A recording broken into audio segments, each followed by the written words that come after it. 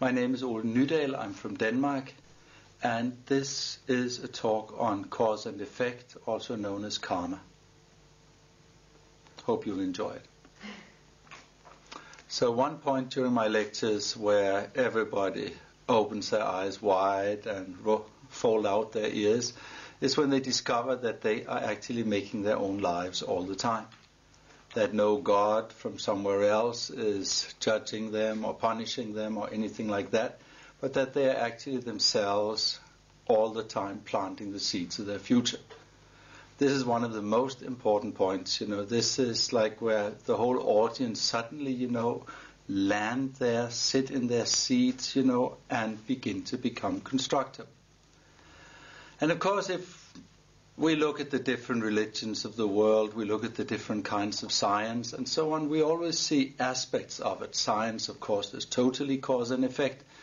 But when we go from the outer world of bringing gasoline and oil into our car and then move on to the inner world, of experience and what happens to us and maybe experiences from life to life and so on, then actually, this clarity of logic and general understanding that people have and need to have to function in their lives is very quickly is lost. So for that reason, I would like to say a few things here that might actually be useful to some of your lives. First thing we have to know is that karma is cause and effect. It's not divine retribution. It is not what's called fate or anything like that. Whatever hasn't happened yet can be changed. That's the first thing. The reason Buddha tells about karma is not to put our heads in a little black box or tell us that now we are going to suffer and now this or that will happen, but in order to tell us what freedom we have, what space we enjoy, what possibilities are there, how rich our mind actually is. This is what he's doing there. This is what the Buddha wants to put into our hands. Extra life quality, extra ability, and extra power to live, die, and be reborn better. That's all he wants. That's all he ever wanted. That is his whole goal. So, how can we understand karma or cause and effect? Well, you can look at Hinduism. They've got the 84,000 laws of Manu. You can look in different places, But if you really focus in, if you take the Buddhist view, you can condense that into 4 points contained inside 3 groups. There's a group of 4 points having to do with the building up of karma, how causes are created which become our future. There's another group of 4 which has to do with the living through of karma, the fruition, what comes out of that. And secondly, we have a third kind or a third group, which is how we get rid of it again. If we decide we have too much on our backs, and want to put it down, want to get it off our shoulders, then there are also methods for doing that. Actually, the Buddha taught about cause and effect in a very interesting way, but with the many minorities in the world today, you could not do that anymore. He actually made guided tours. He took his students out and showed them people living under very extreme conditions and then saying, this happened because it did that in that life and so on. Well, today, that's you probably can't do that. You'll get all the minorities on your back very quickly, right? But I mean, generally, everything, is cause and effect. And even though today we will not point by example, we can point through like general life. And here, if we see how karma is built up, then actually we see that 4 things need to be there to bring the greatest power. Of course, if some of the things are missing, it's less, but if 4 things are there, the power is the most. First, we have to know how a situation is. We simply have to know what's going on. It's the first thing. Second thing is, we have to also, wish to do something. There has to be a kind of motivation. The third thing is, we have to do it or have it done. And the fourth thing is, we have to be satisfied afterwards. These 4 things together make out the full batch, the full power package, which we would call karma. So, knowing what a situation is like, wishing to do something, doing it or having it done, and being satisfied afterwards.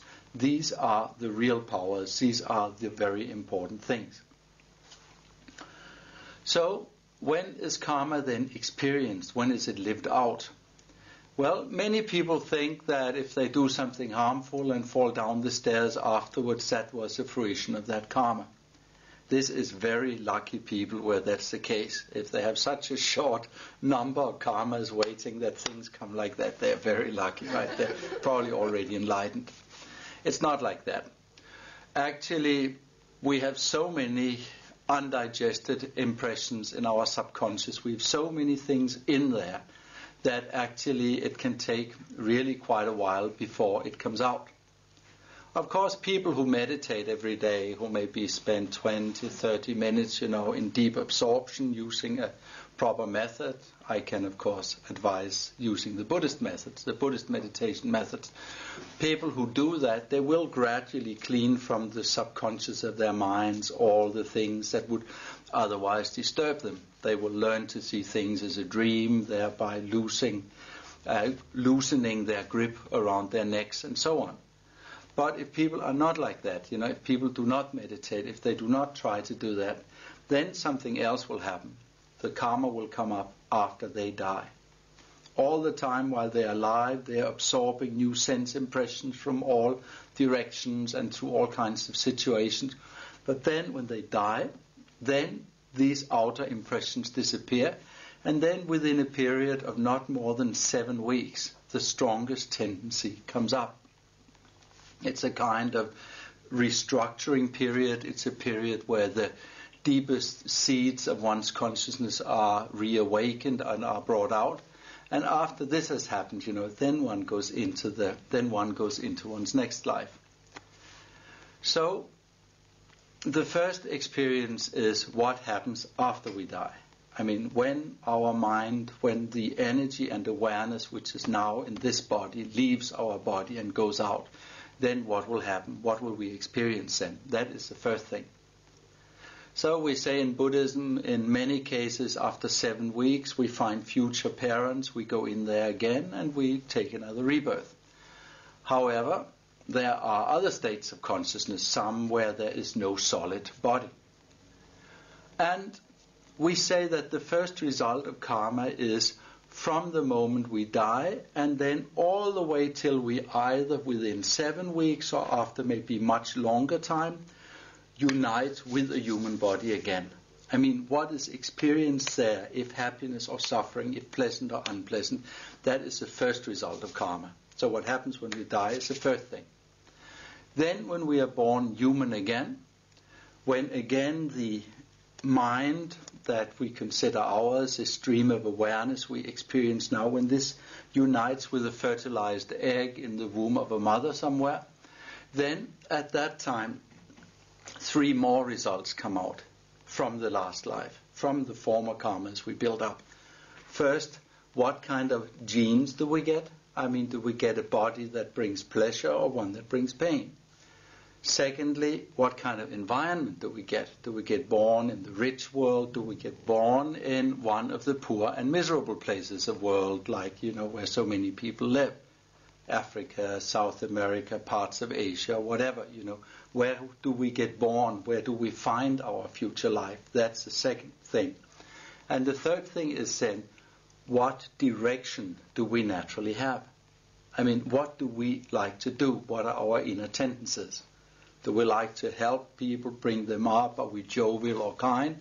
Or would we rather shoot them or harm them or suppress them or sit on their shoulders or something like that? So this is the second point, the fruition of karma, what comes out of it. Experience when we die. When, again, human body, what kind of body? Healthy, unhealthy, long-lived, short-lived, joy-bringing, suffering-bringing. What kind of environment? Rich, social, educated country or class, or ghetto or poor country or whatever. And finally then also, what kind of tendencies do we have? Do we naturally like to do something useful, or do we like to do something harmful? And the actions we then do in that next life will project us into the next life, will take us into the next life again. And then, there's the last thing. And that is how to get rid of this. If we understand that our mind is like space, that it has never been born, that it can in no way die, and that every time we are born we have different kinds of problems. Like as a human being we get born, which hurts, we get old, sick and die, which is also not pleasant, right? And while we are here, then always we are trying to hold on to what we like, push away what we don't like, keep what we have found, and arrange ourselves with whatever we can't avoid, right? When we've understood that this changing between all these different situations all the time is not satisfactory, will not bring the result of happiness that we want, then at that time we will want to get out of it. And then comes the third group of 4 conditions, which means how to finish karma. And here first we have to know that something is wrong. Some people remember some terrible things they did or said. Some people, just think, man, I'm much older than the Buddha when he got enlightened, and I'm still a blockhead. However you think, people first have the feeling something's not all right. First point. Second point is they want to do something about it. And here in Buddhism we have some amazing practices, some very wonderful practices. I have here at my side the Buddha Diamond Mind. His name is Diamond Mind, and he is purifying power of all the Buddhas. It's a point where all their power comes together in one form in order to remove, everything harmful in our subconscious. We can compare him to industrial cleaning of our subconscious or something like that. I mean, it's a very powerful method. That he has a 100-syllable mantra, he has a 6-syllable mantra, which are taught in our Kamakachi Buddhist centers around the world. We have 180, which is a lot. And so everybody can learn. We have booklets and everything. And this, would be a very effective way of really getting rid of that, getting rid of the negative seeds. The third thing is then that one decides not to do it again. And of course one knows one may do it quite a few times still, right? But still one will say, I will not, till it becomes so embarrassing to keep promising it that one actually stops. And the fourth thing is then trying to do the opposite. That one really tries to do the opposite of the negativity one has done. And here I'd just like to give an example, and there are many wonderful examples like generosity, how one is reborn rich and healthy and strong and everything. But the one example people remember best, by my experience, is a negative example. So, because I'm a teacher here, I'm sorry, I have to put the most effective example on you, not the most pleasant, right? And the way in which I will try to make you understand about a cause and effect is actually through the example of killing. As I said, I could have used a nice one, but killing everybody remembers. So for a killing to be complete, 4 things must be there. We must know it's a human being, we must wish to kill him, we must kill them or have them killed, and we must be happy afterwards, or at least satisfied. If any of these conditions are missing, like with an abortion, where people are not satisfied afterwards usually, and they don't also really know it's a human being, but still, instead of doing the reasonable thing and adopting the child away, they go and kill it, which is blooming stupid, right? And really, really negative, right? Because the Western world needs children, right? We need the children we can have.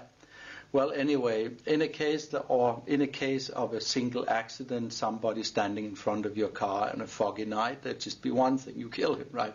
You didn't want to, you didn't think it over, and you are miserable afterwards. But anyway, the more of these 4 things come together, the stronger the killing is. The stronger is the box of impressions that we plant in our subconscious and which will come up when we die. So the next thing is, how is this felt? Well, when the sensory impressions from the outside disappear and we do not receive anything more from the outer world, then the subconscious impressions come up. And at that time, if the mind is full of killing, we will experience being killed ourselves, and often, and for a long time. And then the worst thing is that this has been going on since beginningless time. This has always been happening. Mind is like space, it hasn't been born, it cannot die. And all the time this cause and effect has been working. And for that reason, it's very important to learn the different things, find out how the karmas work, and in this way be able to set others and oneself free. Lama, can someone change their karma? And if so, how do the Buddhists do that? Yes, that's something one has to repeat in the West again and again. Everything is cause and effect. There is no creating, punishing, or judging entity out there. There is not. We all the time feed our minds with subconscious impressions which will bring results in the future. So the Buddha teaches us in two ways. First, he teaches us what is useful and what's harmful. But of course, this is often not enough because, we can think it, but it's difficult to do. Then what he does also is he gives us a certain distance.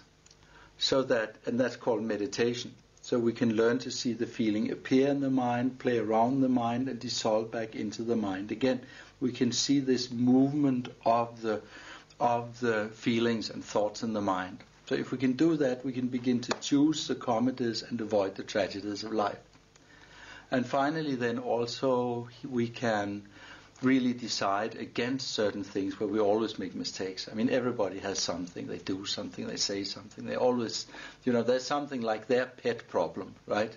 And there one can just cut through and say, I will not say that anymore. I will not do that anymore, and so on. And if one tries that long enough, one can cut the root of that different kind of negativity.